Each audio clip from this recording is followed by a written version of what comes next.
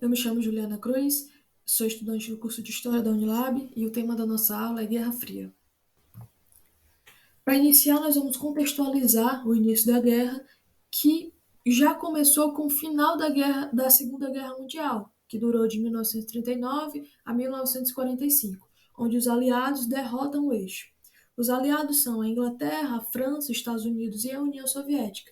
Percebam aí os Estados Unidos e a União Soviética do mesmo lado, versus a Alemanha, a Itália e o Japão. Os aliados eles conseguem encurralar a Alemanha em 1945, porém, quem consegue chegar primeiro a Berlim são os soviéticos. Essa fotografia que eu trouxe ilustra isso.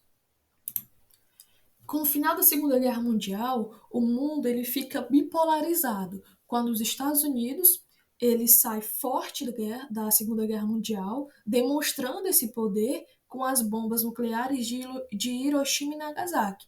E os Estados Unidos ele vai representar o bloco capitalista, enquanto a União Soviética vai representar o bloco socialista. E aí, as regiões vão passar a ser regiões de influência. Os países eles vão ser quase que forçados a escolherem um lado, se eles vão aderir ao capitalismo ou se vão aderir ao socialismo. Essa guerra fria, ela tem esse nome justamente porque não houve um confronto direto, certo? Mas houve uma disputa ideológica. Os Estados Unidos e a União Soviética não se enfrentaram diretamente, mas estavam influenciando outros conflitos. Havia conflitos indiretos.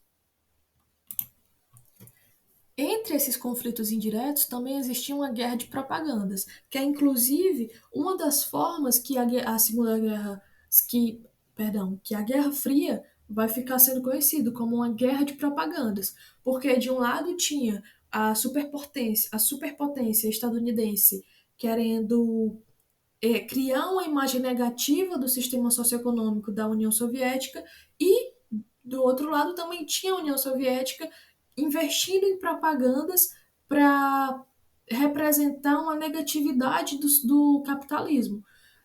Aqui eu trouxe duas imagens que representam isso, que representam essas propagandas. De um lado tem uma propaganda americana, estadunidense, representando o comunismo como caos e violência, e do lado direito nós temos um homem de cartola olhando para baixo como se fosse o capitalismo em declínio, certo? Houve muito investimento nas propagandas, filmes, charges, cartazes. Era uma forma de as superpotências construírem uma representação negativa do sistema socioeconômico da outra.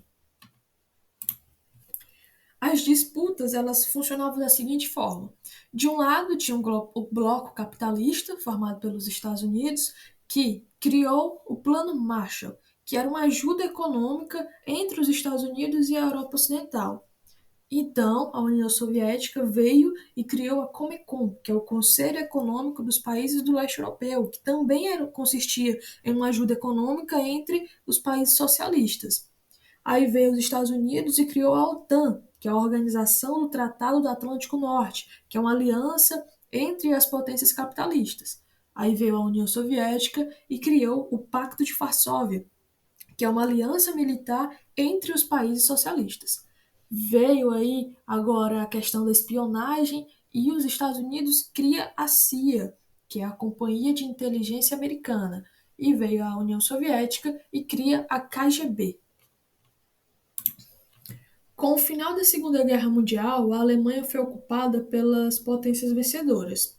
De um lado tinha a República Federal Alemã, capitalista, e do outro a República Democrática Alemã, que era socialista. O mesmo ocorreu em Berlim. E em 1961, a União Soviética constrói um muro para impedir que as pessoas passem para o outro lado. Então tinha a Berlim Ocidental, que era capitalista, e a Berlim Oriental, que era socialista. E a barreira que foi construída, certo? Esse muro que foi construído, ele dividiu famílias e se tornou um símbolo da guerra. Um dos pontos principais da Guerra Fria é a corrida armamentista que aconteceu, que consequentemente também se tornou uma corrida espacial. A Guerra Fria ela se estendeu até o espaço, pois os dois países eles começam a produzir arsenal bélico.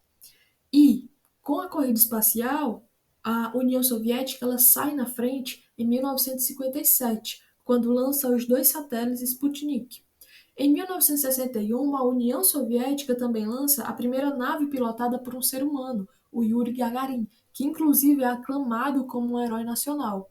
Só que em 1969, os Estados Unidos conseguem enviar um homem para a Lua. Então, nesse caso, é como se a corrida espacial foi vencida pelos Estados Unidos. Como eu disse, havia zonas de influência.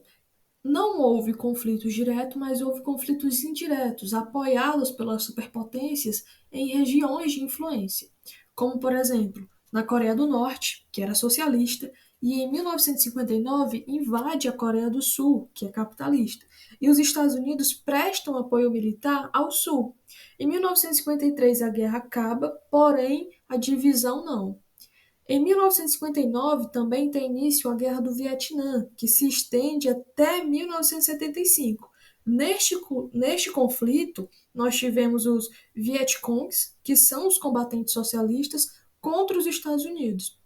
Essa guerra, ela gera um movimento de contestação, inclusive nos Estados Unidos, que perde a guerra. Esse movimento nós vamos ver um pouco mais à frente.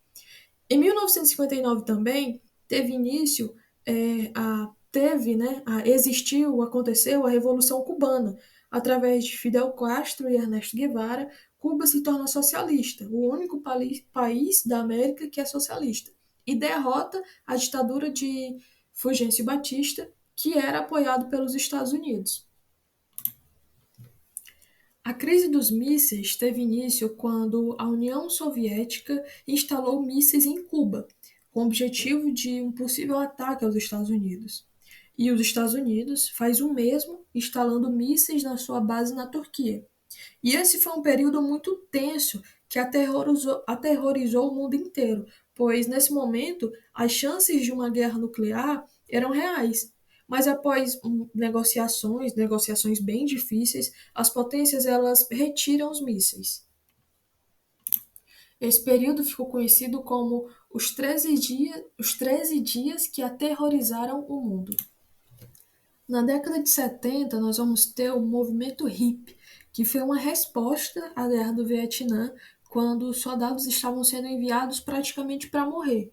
O movimento ele surge como uma resistência pacífica que pregava o amor e a libertação e questionava, contestava o imperialismo estadunidense. Tinha uma frase muito famosa que era de faça amor, não faça guerra. Dois acontecimentos marcam o fim da Guerra Fria. O primeiro é a unificação da Alemanha em 1989, com a queda do Muro de Berlim, e o fim da União Soviética, que já vinha passando por uma crise econômica, por investir nas revoluções, né, nas revoltas ao redor do mundo. Em 1985, o Gorbachev inicia algumas mudanças e a primeira reforma que ele realiza é a perestroika, que foi uma reestruturação econômica, e a glasnost, que foi uma maior liberdade de expressão para as pessoas, uma espécie de abertura. Muitos países, entretanto, começaram a romper com o bloco socialista por não aceitar essas reformas. Então, em 1991, o Mikhail Gorbachev renuncia ao cargo e o Boris Yeltsin, que é da oposição, que é um liberal da oposição, ele é eleito novo presidente. Então, declara a Rússia independente da União Soviética. Portanto, a queda do Muro de Berlim representa o enfraquecimento da União Soviética e a dissolução da União Soviética marca o fim da Guerra Fria. Aqui nós temos um mapa mental, um resumo do que nós vimos nessa aula. A Guerra Fria ela teve início em 1945 e constitui em uma disputa ideológica. Não houve um confronto direto, mas houve uma guerra de propagandas e uma guerra para saber quem influenciava mais as regiões. E isso era entre os Estados Unidos e a União Soviética, que constituía dois blocos, bloco capitalista e bloco socialista. Dentro da Guerra Fria existiu a corrida armamentista e a corrida espacial. Houve também a crise dos mísseis, em 1962, e o movimento hippie na década de 70, que foi um movimento cultural de contestação à guerra. A queda do Muro de Berlim acontece em 1989, demonstrando um enfraquecimento no bloco socialista, e o fim da Guerra Fria é marcado com a dissolução da União Soviética em 1991.